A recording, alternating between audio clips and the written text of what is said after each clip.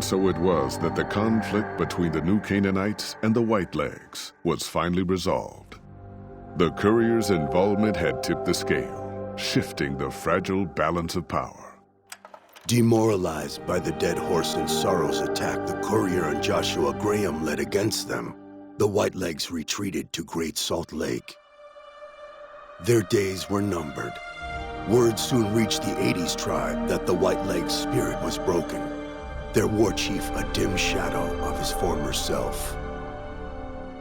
By year's end, the 80s would overrun the Whitelegs' camps, scattering the tribe to the winds and claiming the Great Salt Lake for its own. The Sorrows fought beside Joshua Graham and the Dead Horses, eradicating the threat the Whitelegs posed to Zion. Seeing the courier convince Joshua Graham to spare Salt upon Wounds, the Sorrows learned that retribution could be tempered by mercy. Though he despaired at the Sorrows' loss of innocence, Daniel took some small consolation in the courier's lesson and prayed it would take root. Having helped eradicate the Whitelegs from Zion, the Dead Horses returned to Dead Horse Point in triumph. They remained neutral toward the Sorrows, but as years went on, there were periods of competitive friction, even violence between the tribes.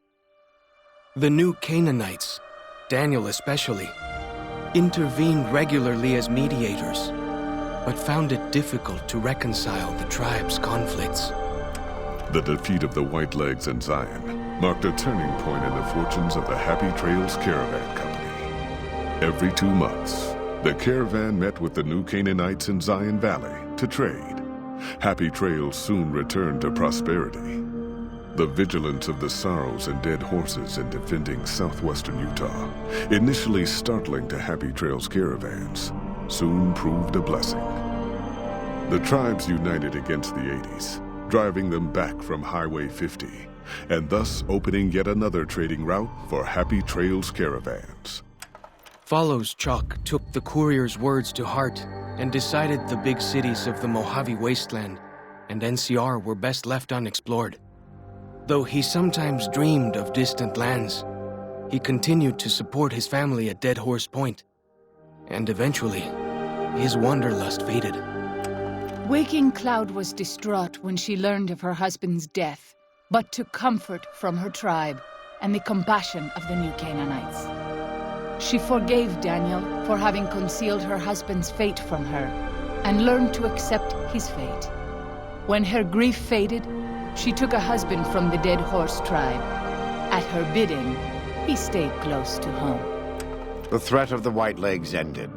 Joshua Graham helped the Sorrows and Dead Horses tend to their fallen comrades and secure Zion.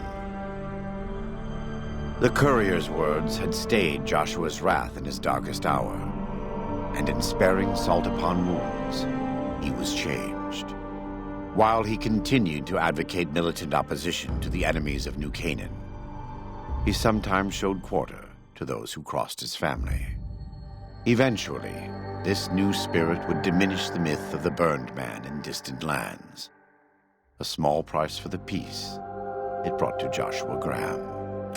For years after the defeat of the Whitelegs, Daniel did his best to minister to the Sorrows' spiritual needs.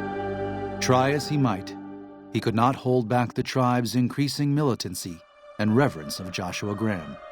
Demoralized, he returned to his family in Dead Horse Point. His failures haunted him for the rest of his days. And with that, the courier walked out of the history of the tribes of Zion and back to the gathering storm of the Mojave Wasteland.